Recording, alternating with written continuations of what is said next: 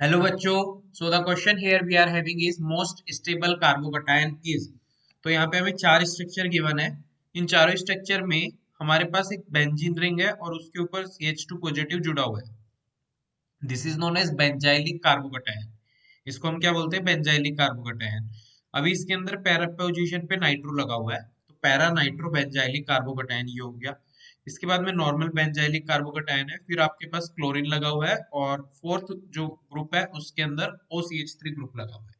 तो जब भी इस तरीके का क्वेश्चन आए, what you have to do is first of all सबसे पहले इफेक्ट्स लिख लो कि जो ग्रुप अटैच्ड है, ठीक है, जो अनकॉमन पार्ट है, ठीक है, या फिर अनकॉमन जो ग्रुप है वो कौन कौन सा इफेक्ट शो करेगा। फॉर एग्जांपल NO2 यहाँ पे है, तो NO2 बाकी CH2 पॉजिटिव और बेंजीन रिंग तो सभी कंपाउंड्स में है, तो हमें उनका इफेक्ट नहीं देखना है, हमें खाली NO2 का देखना है, ठीक है।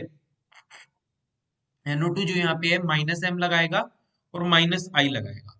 जो डोमिनेटिंग इफेक्ट होगा दैट इज -M। -M क्या करेगा? डोमिनेट करेगा। -M डोमिनेट करेगा। और नेट नेचर आ रहा है यहाँ पे इलेक्ट्रॉन विदड्रॉइंग। नेट नेचर यहाँ पे क्या आ रहा है? Electron withdrawing group. So NO2 is a electron withdrawing group. अब देखो एक कार्बोकैटायन है, अगर किसी पॉजिटिव चीज से आप इलेक्ट्रॉन विथड्रॉ करोगे तो आप उसे क्या कर रहे हो? और ज्यादा पॉजिटिव बना रहे हो, मतलब डिस्टेबलाइज कर रहे हो, स्टेबलाइज नहीं कर रहे हो। पॉजिटिव से अगर न्यूट्रल की ओर लेके जाओगे, उसको इलेक्ट्रॉन रिलीज करोगे तो स्टेबलाइज करोगे, ठीक है। हाउएवर आपने ऐसा भी पढ़ा होगा that the stability of carbocation is directly proportional to +M, directly proportional to +I, ठीक है।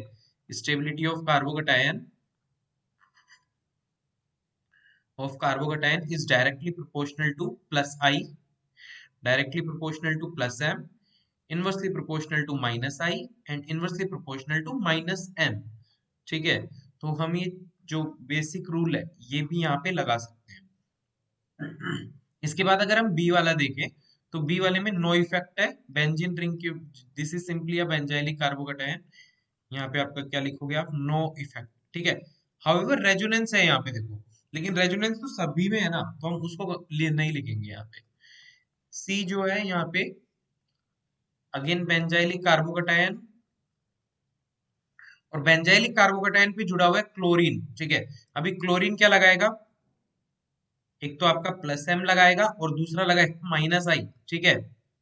डोमिनेट कौन करेगा यहाँ पे? -I। आपको ये बात पता होना चाहिए दैट हैलोजेंस के केस में जो है -I यानी इंडक्टिव इफेक्ट जो है वो डोमिनेट करता है, ठीक है।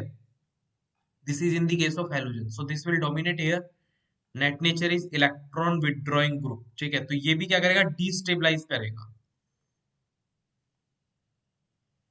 ये भी डिस्टेबलाइज करेगा। अभी डी ग्रुप देख लेते हैं। अगर डी भी डिस्टेबलाइज कर रहा है तो बी इज द आंसर, अगर डिस्टेबलाइज कर रहा है then D is the answer, ठीक है। तो यहाँ पे भी बेंजाइलिक कार्बोकैटायन है, उस पे OCH3 ग्रुप लगा हुआ है, और ये आपका लगा रहा है क्या क्या? -I, ठीक है, -I, इसको ऐसा भी लिख सकते हैं। और दूसरा क्या लगा रहा है? +M, ठीक है। यहाँ पे जो डोमिनेट करेगा दैट इज +M।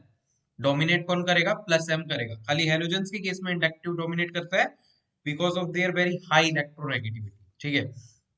यहाँ पे +M ही डोमिनेट करेगा, तो +M ही अगर डोमिनेट करेगा यहाँ पे, तो जो नेट नेचर है वो क्या? इलेक्ट्रॉन रिलीजिंग ग्रुप है, ठीक है, जो कि स्टेबलाइज करेगा, जो कि क्या करेगा? स्टेबलाइज करेगा। Hence D is the correct option. I hope you got your answer.